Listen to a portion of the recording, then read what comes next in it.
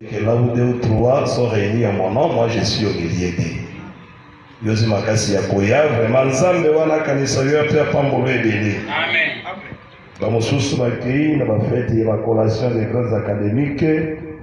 Bamosusu na ba marché mais yo yeti ke te kola kanisa yo. Amen. Nazo yebiso bien aimé que liloba ya nzambe leki makambo nyonso ya mokili mobimba. Amen.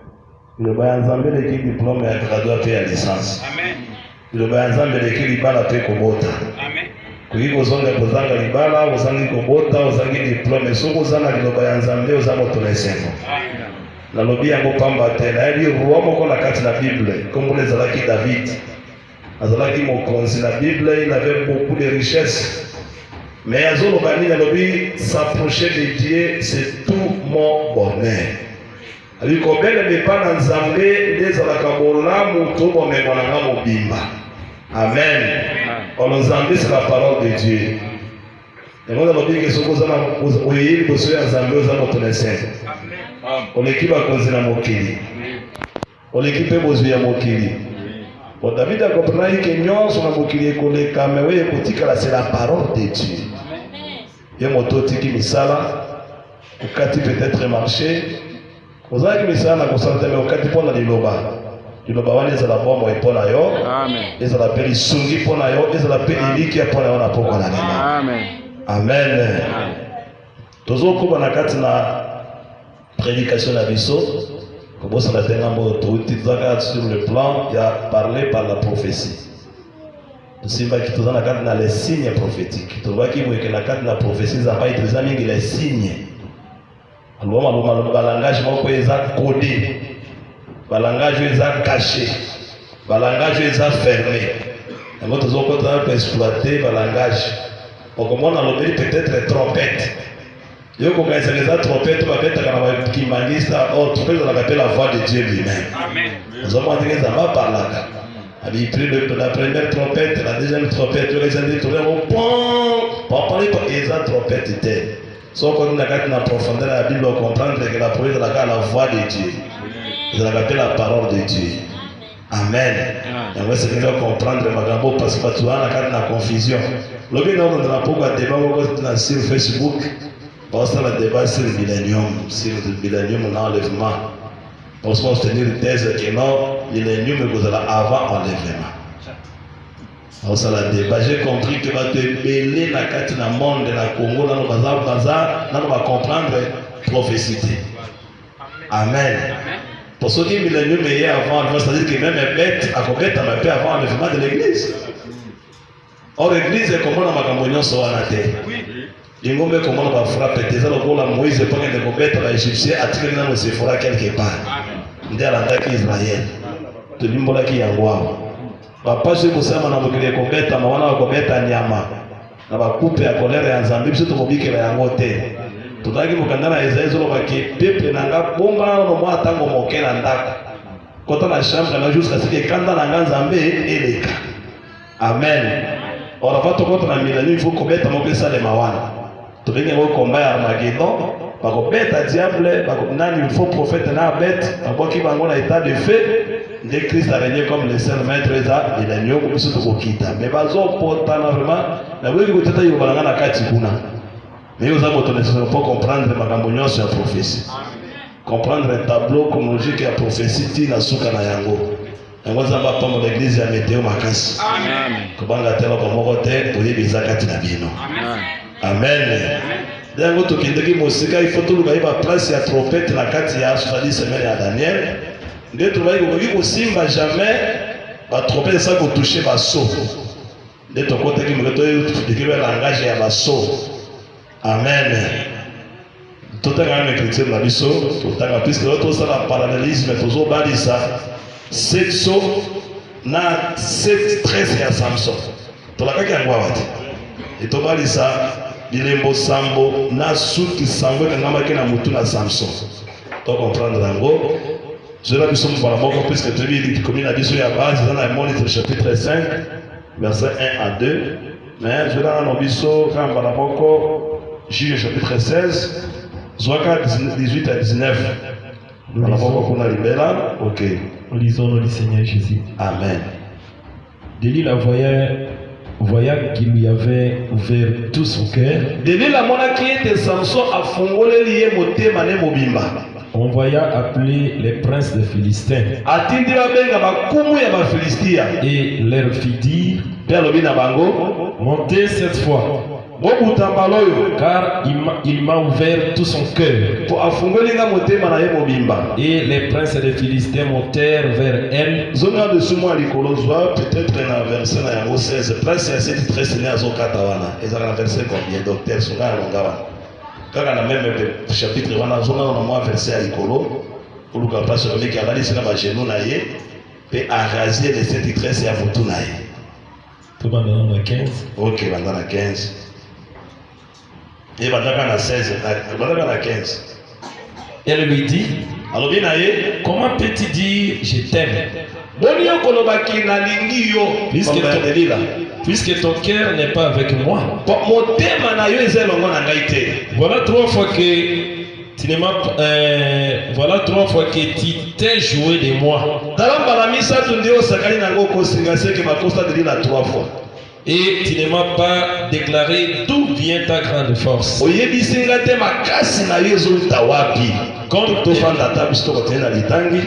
Comme elle était chaque jour à les tourmenter et à l'importuner par ses insistances. Par ses instances. Son âme s'est patientant à la mort. Il lui ouvrit tout son cœur et lui dit,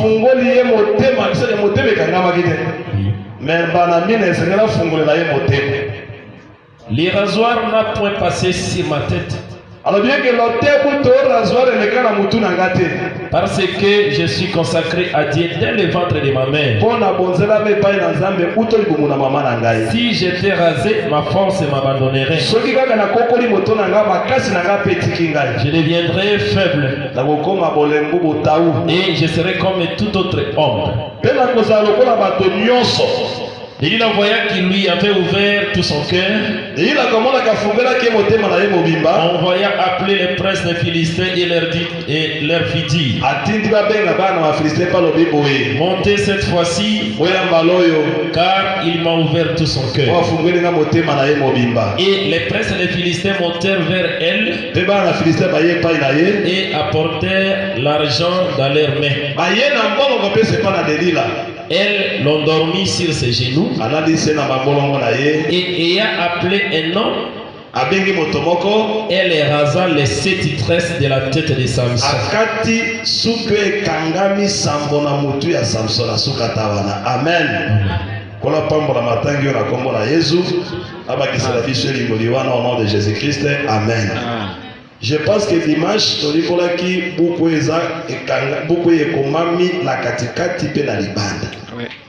Le livre anglais écrit en dedans et en dehors. Tout ce qui est en 2 volets. D'abord, si le plan a connaissance de l'obaki boyeke, beaucoup de komaki na kati pe libanda, et les komaki prophétie à beaucoup. Ma commune est concernée des peuples. Amen. Peuple ya katikati et peuple ya libanda. Peuple ya katikati zalaki nde Israël oyo nzamba ponaki afandaki katikati na bango. Israël zalaki lokola ndako ya Nzambe comme la maison de Dieu. Ngana zalaki mosika. Nzamba ebaka biso tende. Mais atako bongo basala bapona biso depuis kala. Ba prophète so bango depuis kala. Biso pe to kokotaka. Amen. Parce que tangi Israël zo bakina tseki loboko na ngai pona libote ya batombo ki ba rebelle Israël. Lokola bango baza rebelle na tiki bango na kepa na libota oyo lukaki atanga te. Biso to lukaka Nzambe te. Mais Nzambe nda lukaki ala de biso. Soko zoka mwa soma lebo kolimbisa po na za na betami na mwa rime makasi. Amen. Livre écrit en dedans et en dehors, c'est-à-dire ça concerne 2 peuples. Israël comme peuple ya katikati, nous les païens les nations comme les peuples ya libanda. Donc professeur la profession Italie Israël, nous étant la capitale sur l'église. Amen. C'est qui sont des nations. Donc on est aussi quand même la doctrine comme dans la doctrine de la capitale nini, tous la capitale de la capitale beaucoup, de la capitale mokanda. Amen. Mokanda ya Yesu comme mina mo sapieuse un ministère. yango tobayike bosantu na biso ezalaka ya katikati te ezala pe ya libanda biso ozalaka te lokola bapagano bango bakani na bato ya babitulu kabi biloko esi motema nde losambo nzambe atalaka nde motema atalaka libanda te te nzambe atalaka na katikati na libanda po ya libanda eutaka nde na kati na motema esengeli toreflete evangile oyo na katikati ezala libanda bamona mpe tozalaka mpe bana ya nzambe tozalaka mpe basantu amen tosimbaki yango toexploitaki yango mwa makambo oyo totalisaki me tozosimba lelo suki oyo ekangami na motu ya samson se titrese na ye par rapport mpe na sexo amen po nzambe alobaka na plusieurs manières bongo nde bible elobi te Dieu parle tantôt d'une manière, tantôt d'une autre. De plusieurs manières et à plusieurs reprises. C'est que les Kamboka moko, nous avons le mbala na mbala, mais na balolenge bele. Comment dire brelo, n'est-ce pas? C'est longo. C'est-à-dire que les Kamboya sexo, beaucoup c'est ni bilembo savo et kali beaucoup oyo. Et c'est ça va m'agaper kala. Parmi ça, ce qui a été, c'est ce qui sera. Ce qui s'est fait, c'est ce qui se fera. C'est que oyo ezalaka yango kaka te kozala. Amen. Na kati na Bible bajije baza ebele. Mais tozobenda yango kaka moko. Moko na moko asala pe exploit na ye. Asala makambo ne soki po tangi yango okuta pe na kati wana prophétie ezali, connaissance ezali, révélation ezali, doctrine pe ezali. Amen. Bazalaki à peu près 12 juges. Na kati na lobe mwasi moko pe azalaki. Amen. Kombo na ezalaki Deborah. Azalaki juge na Israël, azalaki pe prophétesse. Azalaki na ministère prophétique et même na don prophétique. Il faut faire cette différence. Pour un des trucs qui la moi j'étais à la cité, si Deborah m'attendait pe ko sakola. Ko sakola na côté la Babylone comme il va le question. Dans l'assemblée de saints, une femme peut prophétiser. Mais à côté, à terre. Amen. Moi, c'est mon don prophétique, mais ministère prophétique est personne de la cité. Pour différence, c'est ça. Nous avons la qui c'est l'okomoko, soit la ndoto, soit la vision, à mon église, totalement la mon collègue. Et pour qui ça lui trouve qu'il y a un don prophétique. Amen. Il y a une confusion entre don et prophétie, don et connaissance. Amen. Sauf que la beauté pour créer confusion. On doit la don prophétique et migi dans makambo ekoya lobi. Makambo ekoya si. Et kokisa mi tolobi qui a la don prophétique. Mais don ya connaissance le makambo ti kotaka. Boye. Frère Debo Zawana. Lobi na 22h. Okotaki na hôtel na mwasi moko. Ozaki na kabonda. What is that de la prophétie? C'est la parole de connaissance. Kuna makambo ebomba ila katikati. Ndio nataka watu waone bakajua hata wao baba wana sogeza kapebe ya nzambe soro. Na mune siku zaliwa na ndako nozana kisi. Ozaki siona mwasi na yo. Ya monde sali ba retour. Ça ce n'est pas un don prophétique. C'est la parole de connaissance. Ezo makambo ezali pezo sana. Mais de la prophétie le bakamingi makambo ekukisa mana mwasi maboke. Amen. Donc tout le monde Deborah s'est entouré na 12. Ensuite, quand on a dit qu'on remarqué que Jacob a été na bana 12. Amen. Na kati na ngo pe dina pe azalaki. Azalaki mwasi. Amen. Na ngina le disawa na moke bien aimé, ko yebi sawa ke kolinga gate moto akabo na parole de Dieu. Amen. So kabo la parole de Dieu, c'est très dangereux. C'est très risqué aussi. Soki tozwi dino ko remarquer tango dina fanda kina katikati ya ba 12 ba viola qui était. Oui. Aussi bien la gobe était. Na bi tango dina fanda kati na bande ko na ye 12 azala ki violete. Mais mon colombo pas sali alika curiosité meni. Atiki les 12 frères avec se promener na mboka ya ba Sichemite. Iye mokazo tambola bana hibali ya Sichem bakutani na zo tambola bakangiye te ba violé par la force. Pourquoi il a abandonné les 12? Or le chiffre 12 on appelle l'enseignement. Aussi bien voté. Chiffre 12 il s'appelle l'enseignement. Pour dire quoi, bien aimé? Ce qu'on a répondu est bien. Posez la 12 frères. Amen. Amen. Ce qui est temps pour la Kabazo, quand les gens vont parce que c'est mis à 12 frères. Les 12 frères, c'est l'enseignement de la Bible. Frère, ce que tu dis, nous ensemble, ok, les bandes à parole, mon gars, Amen. Quand il y a un frère, il est médecin. Mais il y a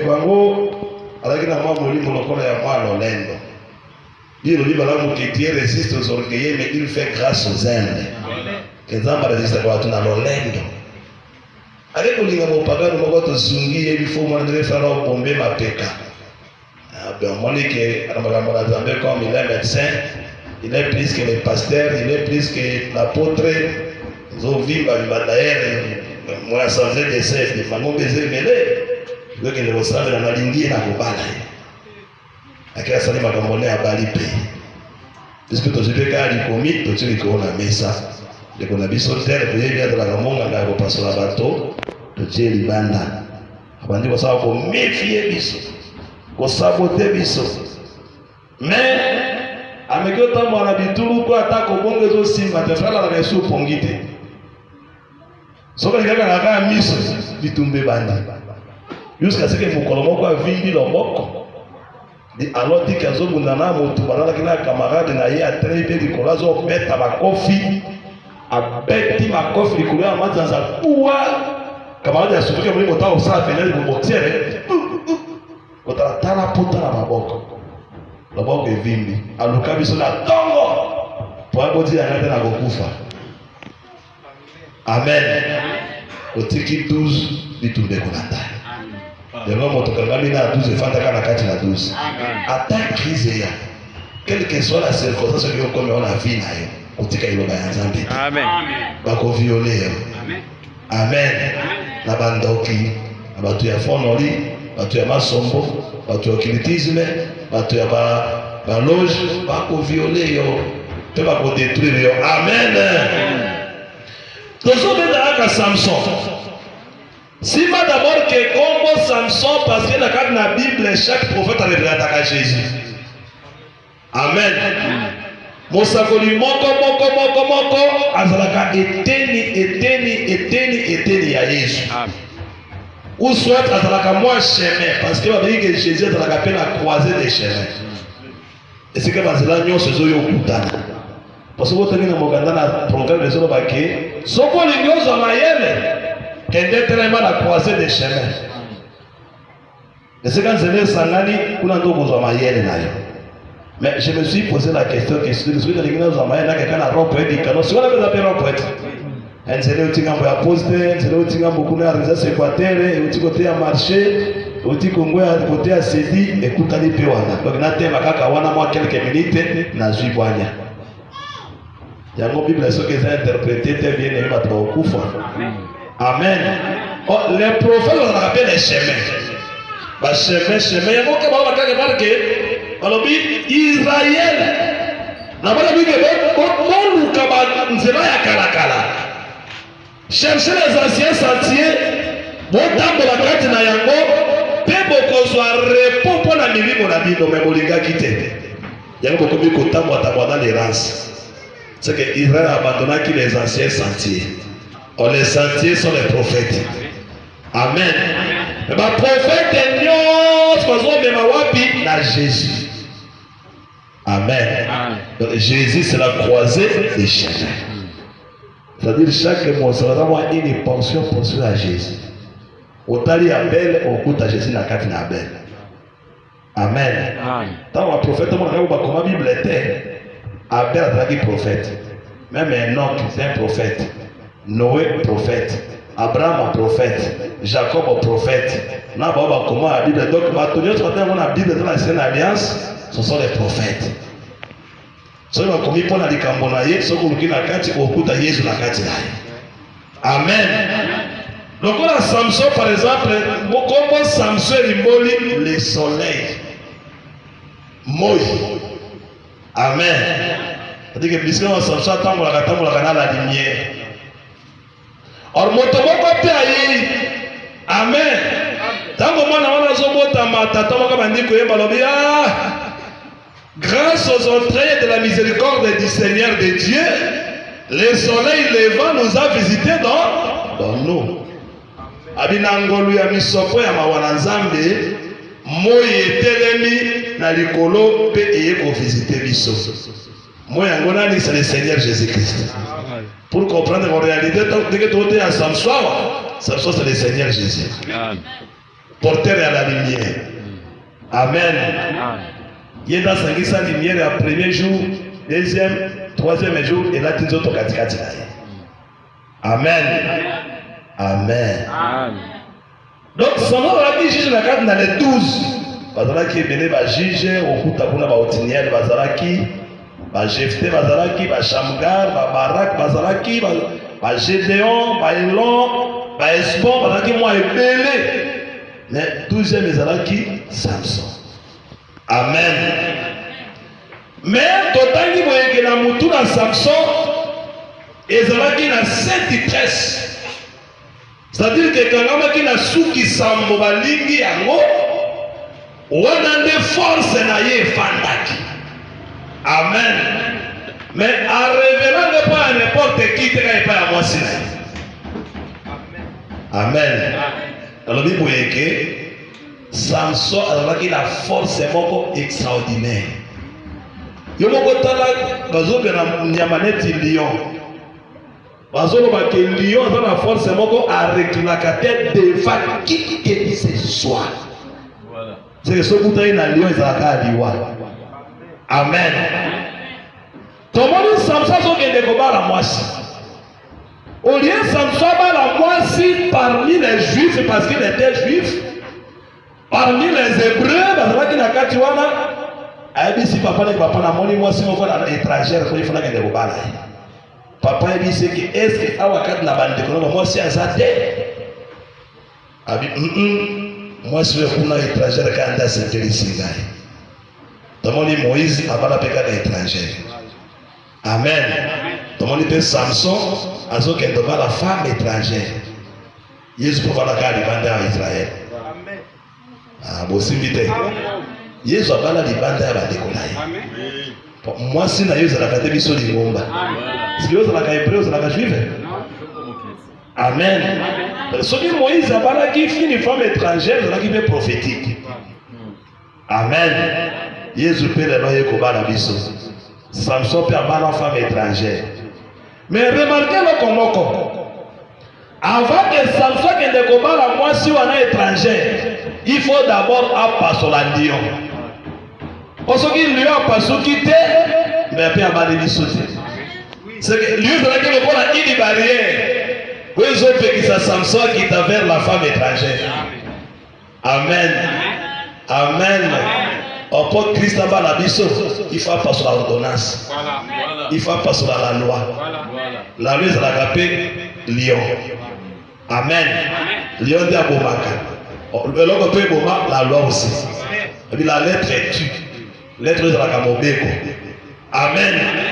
Tant que je n'ai pas quitté pas la moi si mon père. On a dit dans ce là, son coup dans la lion et son bima lion, son bima la carte dans la ville. Azoya poil landa Samson.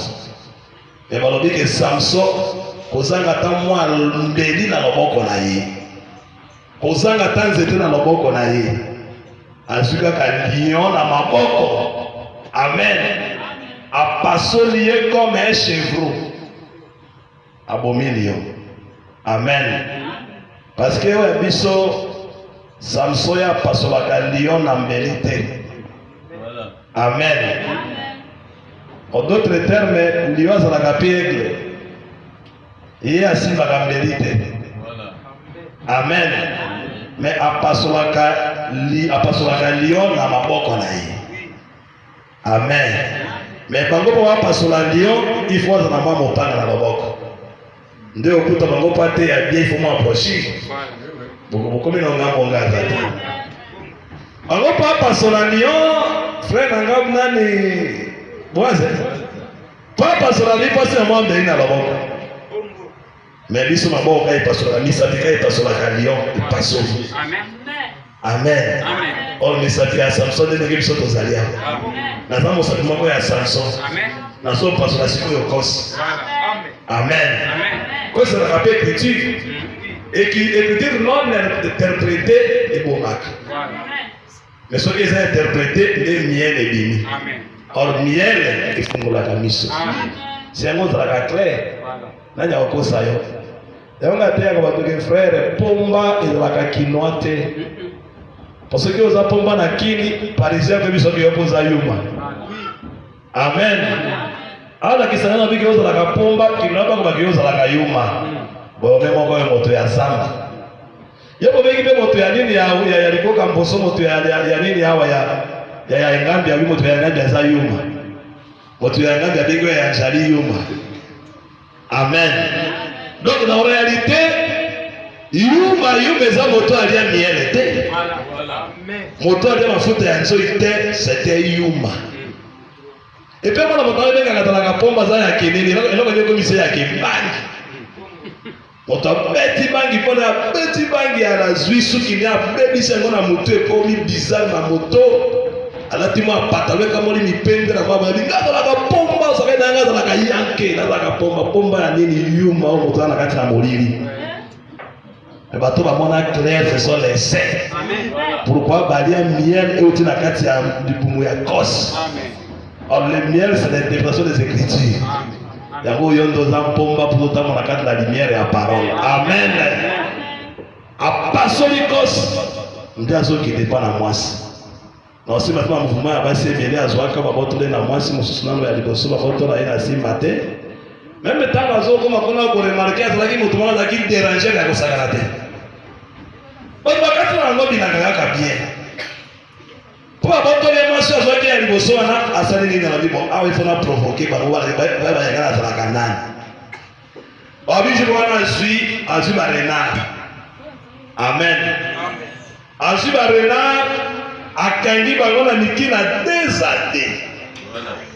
azwi moto apelisi yango na atie na kati na dededede alase bango na bilanga bafilistin bakoti kuna batie moto basakage bazikisi bilanga nyonso esiki yesu mpe mpo atumba bilanga bafilistin abenga mpe dede yo mosu na kopesa te likomi te moyebi ekomi na kati na bible yango sombaka bible yesu abenga bayekoli mibale azwi flambeau atie na kati na bango ebokende otumba bilanga bafilistin bilanga bafilistin ezingi biso ebele awa te bilanga bafilistin eza ebele nde mission na biso boli totumba yango amen bilanga bafilistin ezaka bafisement c'est le faux enseignement ce sont les sectes les bituluku biso ozalaka secte te na tuna ndeko moko ya nini ya bato ya bamupe oyi bato ya mupe abisinyama bino basecte bozalaka na kolanda biso ozalaka secte te tozonga na dictionnaire secte limboli nini balobi oyo abandonné l'enseignement saint celui qui a abandonné la saine doctrine nde abengi bango basecte osiko tozwa siko biso na bino totya doctrine likolo ya mesa tozwaka doctrine ya bateme na totie na mesa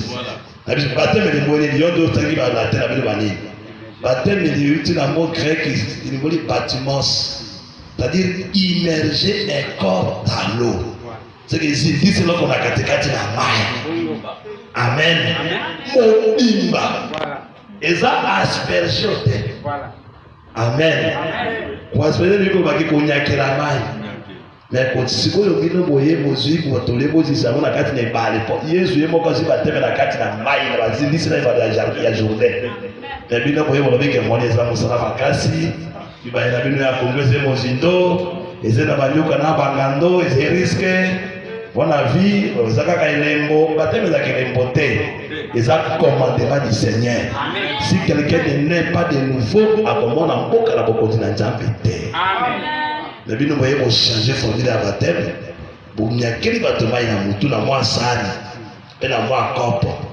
batisi yo na kombo na tata na kombo na mwana pe na elimo santo amen entre biso assemblée des saints na bino bahani ba saint asuki akanga amebino bakabino ba saint bakaba na mokili Gabi o meyo gero bote na bende gabi. Sambe anu ngalo sambo ya isakola ya mama. Voilà. Voilà. Na yo ki motema maaza mina tumuleta ta possible la. Na baya kwa kimi ngala moto. Dimisa kepa ya mwana Yesu Kristo. Abe masuma ngomongeza na kawana bwe na yambinde. Na yambisa be atako kasi kwaso. Mozali swali kolope na se. Na yambia Yesu Kristo mwana wa Yose moko mokonzi wa biso aye akufi na ile kwa apostle Pilato. Akufi ekulusu asekwe. Na yambia limo santo mokonzi wa biso. Na yambia Ecclesia santo katoliko disangali ya basanto. Na suki ne kawana.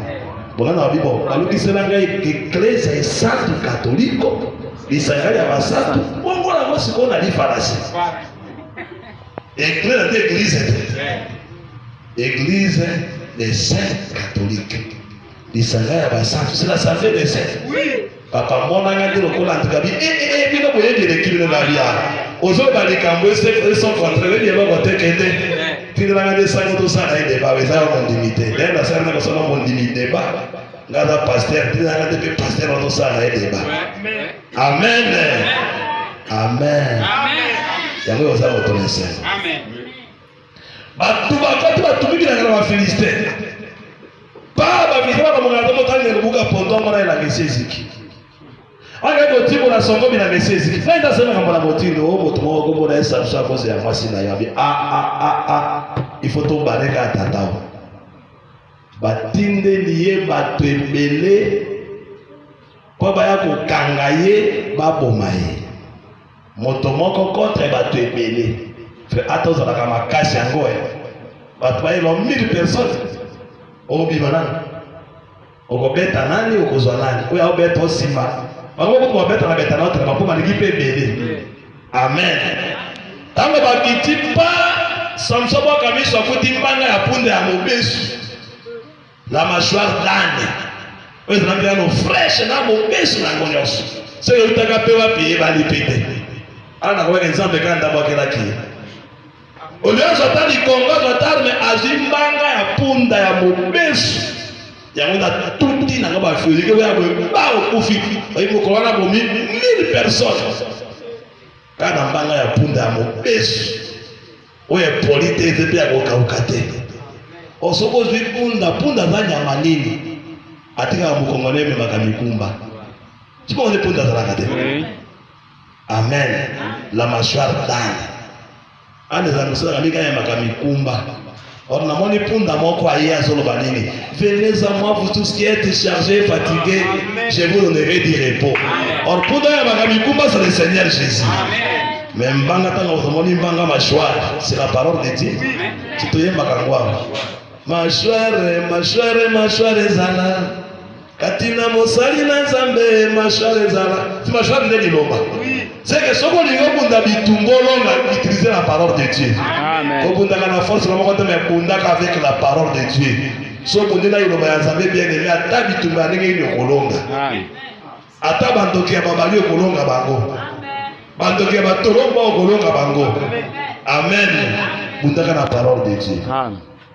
Abeti bango 1000 basopani. Amen.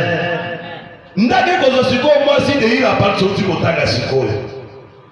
De ila mwasi mopaya. De ila so tala mobaya so comprendre yete. Atali bebe de ila ponga na abi Samson ponga na ndima ke yo lingingai. Ebisa na makasi na Yesu ta wapi. Merci baka akiakosa de ila tuafu. Amen. Elibo sema kainga na singa mobesu tout ça ba kainga na ngona ko baokanangai kamekio karewe pa leila bagila ba Filistin moya oyabwe wa bakila singa beti ba Filistin deuxième fois na singana basala na ngotelo ko mokote tout ça le ba kangie wa trois fois ko sa delila onzamba ko sa biso pe pendant 3 fois. Amen. Donc au terme de la bataille mon sous-terre la retour de mon thème les mensonges de Dieu. Babi aux diaboliques. Est-ce que ça va comme ça? Oui, ça va comme ça. Dans la loi, Dieu avait trompé les gens. Tant que ça montre que soit pas tes pour moi. oyebi ke véritable pate koyande simakia le Seigneur Jésus motabombi te pate ya nzoto boye elongoli mpe lisumu te ezipi nde lisumu sinon makosi bato. Amen. Amen. Temo kobiki na pesa ki bango mibeko oyo bayi kobikisa bango te. Soko tuna Ezekiel chapitre 7 verset 9 j'avais donné ba mibeko ba oyo ki babika na yango te. Nzali ke moto mobeko bikisa moto te na zimo mobeko apesi bato. Chakosi bato. Osoko lingo Petro na manambala ukamati pigeon ukamati tout ça pigeon mibale uchimbe kina mai wakati mwa kingo mwa akili na zama utangisi makiro sopeli moto na mbala bona botusa moto mwa kolonga ba pigeon partout. Oyo tango atambola. Pigeon na cas de Seigneur Jésus na nature na ya pauvreté. Ami comme ça qui pigeon na kinya moso ki moto na pauvre akoyi ko pesa ngombe te patete il faut un pigeon. Yango ya mi comme si pe pauvre. Azui nature ya pigeon asomi makila na ye. To sacrifice to libera ka Christ. Si ma foi j'ensemble yango. Tango de côté zana na déposer na ndo ndisi ko condamner. Kaka terme ya mensonge nde ça bino mabe. Ça prend après akosaka pe akosaka pe pona na ye. Mwasi na ye ki atandi ndeko na ngai ya mwasi. Oso ko tuna kata prendre akosaka pe te po. Mwasi wana ka ndeko ya mwasi. Tubana kama tu frère na base. C'est quoi cause ngeni? Devez-vous faire beaucoup d'attention. Tant que vous quittez le mot que peine à tableau, on a tellement de diabolique. C'est là que vous n'avez pas voté à nous. Et bien, tu as voté à Syrie, tu as battu la main, tu as battu la main, les mensonges, je l'ai dit. Ils ont raté. C'est quand on doit défendre les bords naïfs aussi. Amen. Quand on considère pendant 3 fois, c'est-à-dire dans la loi, les psaumes et les prophètes, c'est quand l'okuta dans l'okuta. Amen. C'est un moyen de en vérité, je vous l'ai dit. C'est-à-dire que la temps qu'on a dit mensonge, là, mensonge. La vérité, c'est le Seigneur Jésus. Amen. Ah, vous savez, là où il y a la vérité, c'est-à-dire mensonge, j'ai payé Zanaki. Celui qui est venu avec la vérité, c'est le Seigneur Jésus-Christ. Amen. Par contre, si il pendant 3 fois, amen. Alors, il était Samson, moi, ça se pose à mon sort, mais on mythique là. Oui, mais c'est pas niveau sauf fêter, mais il va y avoir quand moi, ça se tek ayo. Mais, on se mythique là, tu es au fond la montée. Alors, fungo ni lié montée manaï. C'est-à-dire que montée mana sous que zo fungo ma balamoko. Aussi bien montée. C'est que montée ma pèse là qui cache les quais. Ah bon, c'est pas bien été. C'est-à-dire cœur pèse là qui fermé. Or le cœur c'est l'enseignement. Voilà. Ah ouais, na konzemba o. Soki olingi yo suwande motema na Nzambe. Okokuta yango kati na eklezia yango lila kisi na kolo. Motema ezalaka pe l'enseignement. Amen. Amen. C'est de l'abondance du cœur que la bouche parle. Motema ezalaka nde moyo mosantu. Amen. L'enseignement. Tango yango tondi nde monoko siko elobi o pona passer le ministère. Amen. Va bien aimer dans le Seigneur. Amen. C'est la simple. Ah, peut-être qu'on va comprendre peut-être. Adi salobita, tango fungoli motema kalobi ketala ndenge nazawa, suki nanga samboyo.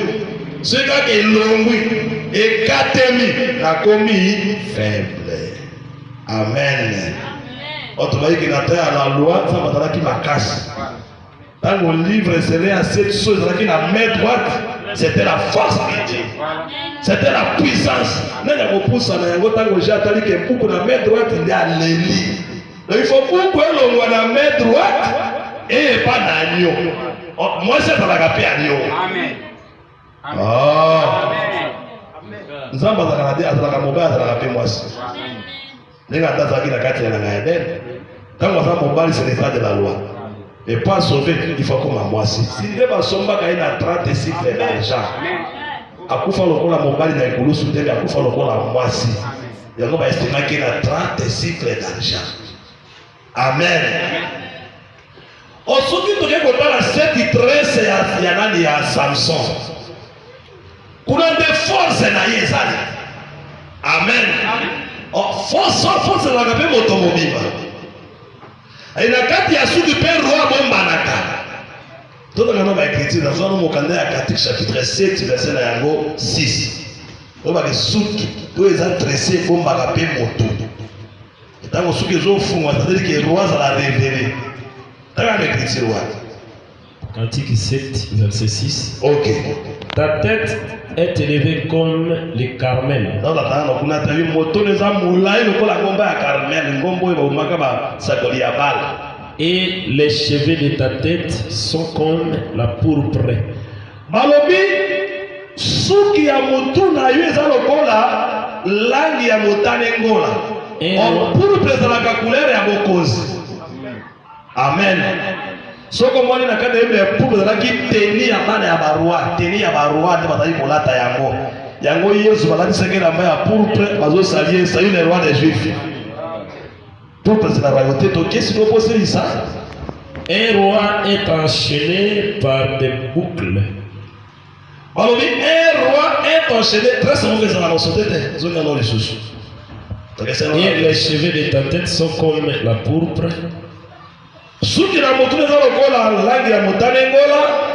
Un roi est enchaîné par des boucles. Akangami na ba boucle. Amen. C'est la version à côté yo, la bien ça c'est verset 6. Hein?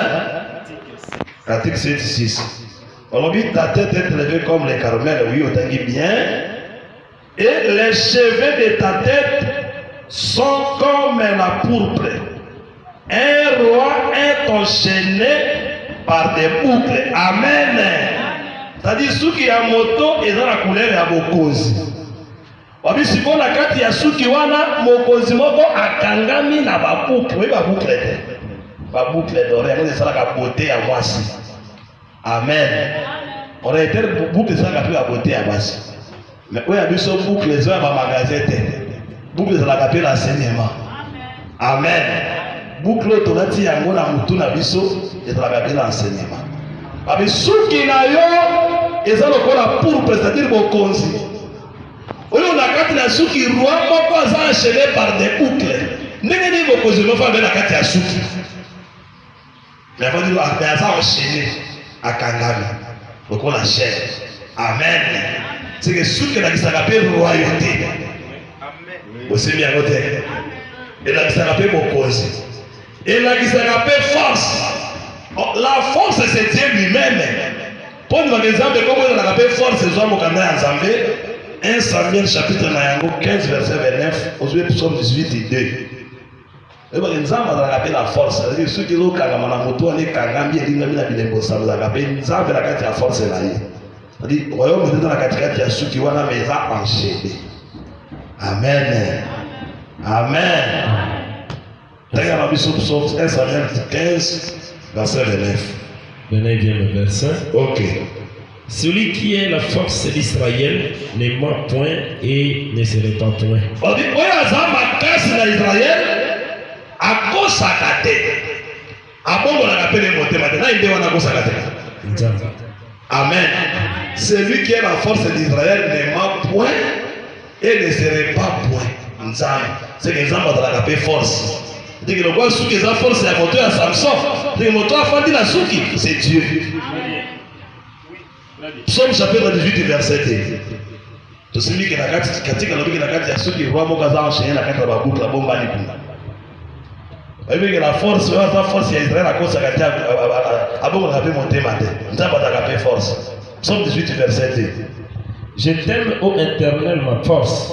Nalingi, je t'aime ô Éternel ma force. C'est-à-dire force na ka éternel. C'est-à-dire que suki sango ya sango la kini nzambe mobimbo aza kachi na kati ya suki wa. Amen. Roi aza na kati ya suki wa. Otemo tomoni roi za la force. Roi za la pe le lion. Na motu ya Samson bozambe de fandaki. Mais eza kachi. Amen et bien aimé. Amen. Amen. Lego soki musika na boganda emoli silo wabiki bamona kipe anyomo kwa na 7 cornes. Kuna kote avec 7 tresses, kuna avec 7 cornes. Encore ne la rappelle la force, puissance, nyamabeta ka alistra na mutu. C'est-à-dire qu'azo azana nguya nyos. Amen. C'est que Samson, quand on a soutenu la moto, ils ont tiré dans la loi. Aussi bien côté. Nzambe na c'est très rare qu'on a livre serré de cette sauce. Vous avez la main droite qui est la force. Samson pena c'est très serré na mutu, ndio ça la force là. C'est na tango ya mobeko liboso ya nzambe utakopusa la tête. Osali relazo ayi ko mata 15,000 personnes na moka bomi bango. Bon désolé la bomi, abomi. Mais si on a monté la kana kata mobeko ndenge nini. Amen. Il fallait moi si mon voisin la wapi. Atungisa ye. Abi makasi ne utaka wapi. Makasi ne utaka wapi. Tosima kabe moi si comme l'église. Tous les lingombo nzama fungula bango moteme za kanya assemblée des saints. Amen. Amen. Tous les gens fungula motema na biso. Afungula biso 7:13 à Samson. Afungula biso les signes du ciel de moi si on a environné du soleil. Afungula biso motema na yeki ya enseignement. Amen. Donc vous savez moi si comme l'agneau. Comme le Seigneur Jésus-Christ qui nous prend la moisse. Pourquoi alongo na 7:13 ya mutu. Nzamba comme faible pour yopekota. Amen. Ah, vous invitez. Amen. Moi, ça j'ai comme la Bible que tango à mon Charles et la pour la terre. Voici le lion de la tribu de Juda. Alors qu'il peut avoir fumé la boucle, on a beaucoup de mon sango. Mais au lieu de mon lion de Azoya comme roi, lion que vous sauvez. Et c'est vraiment un agneau. Or, agneau, on a appelé Dieu au féminin. Dieu dans la faiblesse. Il n'a pas fongo la pile en bossavo ya beaucoup. En d'autres termes, il n'a pas 4 à 7:13 à Samson. Pour Samson comme un faible. Pour un moto na ya okanza, pour comme un juif là. Nga moto soki na mbuza comme un pena bega amona ya nzambe comme un mosanto. Yo mo konga pe comme un mosanto. Amen. Mais na tango ya 7:13 on pousse na terre. Yo étranger au kota kosala nini? Toi que vous avez pire comme des maudits. Juif fallait dans place mon côté. Mille la séparation ça va dire wada. Mais 7:13 qui est la loi. Amen. Mais gloire à Dieu parce que Jésus a Jésus comme la femme. Et lui ça n'a pas cassé ses kézani. Yanga bite tata bombela ngata no kata mon côté. Bisaka suki Samuel ngena mutu na ngai. Et c'est autoda ko moi ça okata suki Samuel moto ya Samson azo reprendre ma souffle. Azo beaucoup la main droite. Il a fait du combien à tonne. Azo mori suki ya liboso. Ya mibale, ya misaki, ya mine, ya motoba, ya sama. Ya ngoma si bazo kata. Azo kata. Akati suki no sambo. Samson la muka makasi sebonio esiri. Bakangi. Batoboli miso na ye. Amen. Akomi sa force. Moya mona lisu ezate. Amen. Ya moza bakoma faible. Amona kalisu sute. Olobini le présent aveugle les yeux des sages. Kanyaka kubakamisha moto na bwana. Sasa bakema bomba ya moto ya bwana monika kanyaka moye mishe kufi. Mwamuna soma bezate. Lengeza bazalero. On kanyaka epesa ma raso epesa ma c'est le Seigneur Jésus. Et avec les âmes bénies. On attend ya karakara. Dieu dit les âmes. OK on sait que bon amour c'est na bato. Obi matin. Abomio. Mais là on t'a les ça kana nzambe. Nous sommes dans la clé d'antenne. Nous sommes dans la clé de Sophie qui combien de fois là. Mais moi, ils ont mort, on a quand la péché ça tête. Pourquoi? Mais comment que c'est gagné sur la Zambie? Mais faites attention. Amen. Ceux qui n'aient pas compris. Mais tant que vous avez un ballon, on a mis balai. Ils ont sous cette trace c'était. Et tu me dis que ceux qui vont au pamba. Amen. C'est que même ceux qui ont sauvé ma moussouche, ils ont détruit ma moussouche. Bakeko sala erreur abiyaka ne boto do seka yi kwa ni wakendo suda po tikalika asimi ite poto ma 18h bazi Samson bazo seka ya bitana oyo sobi kisaki bato osaki no fundo lenda bikisa pe mo kote baale ka ba finge na ba so pele so ikwa bazo se pe la tête oyo ba seka Samson amen mais yo ba so tabi ke ngalo na problème so sute nasi maka de colonne ya tap. Amen. Amen. Si malaika osele miso na ye mibale na mapambo la docteur donc tozwa miso ya Samson mibale tozaka ba Bartimée tozaka na miso te lelo miso na Yesu mibale zepa na biso miso ye baende évangile éternel l'écriture et l'interprétation l'ombre na réalité pesa biso miso tozwa pourquoi pas akomaki faible là c'était ainsi amen yango tozalaka clair nous avons les yeux de l'évangile éternel yango moto akosa mosato aza te boyebi eza awa soezaka tuna pesa basere na biso bafandi fandi yo permission ya koteya sika grand pasteur na bafipako nde bango eske nakosi sere na nga gisele nakosi sere te nakosi bamama oke na bitruku oza grand pasteur obandi kodeside tena titrese ya samsoni o mama nini boyebi efandi bakopanga na tena afandi kinga na ezali wa amen asimi nde kolone ya temple doctrine des hommes et doctrine des démons ilakisi ya bato na ilakisi ya badémon yango biso olandaka bato na nzoto boye te simbaka ade kolone ya temple esili bango amen aningisi yanga sisili la kolone simba de kolone wana ntango azokufa likona ekulusu doctrine des démons et des hommes ifa kuka aningisi yanga temple mobimba. Il a livré au spectacle les dominations, les principautés. Alonga mangoli ko na ekulusu. Amen. Lelo ba prince ba Philippe na so makasite. Asa fuka tpasika kwea. Liko na ekulusu apanza bango alikuwa bangi mokono wana leki nyoso bangi mangoli boso. Amen. Yesu awaza Samson. Tozwa miso ya Samson. Suki ya Samson ne se pona biso église tu na secret calamité. Suki za kufungwama. Loko apele tetu za kufungwama. Amen. Okangami na évangile obien ne boza moto na senzo. Amen. Kaka ndenge ya longa abuka kolongela pio na butula lelo. Amen. Lelo kolona na kimia. Amen. Ata bakadala ki olobi ki bakoboma yo. Lilobo ngoli liwa mosika de milliers de kilomètres mosika na yo. Mitambo nyonso ya kutu eza pamba. Amen. Là la salam au nom de Jésus. Amen. Sauf que en d'autres ils ont des messages que vous te payez. Amen. Qui mène à quoi ils allaient qu'on a mon corps, on a comment on a été. Amen.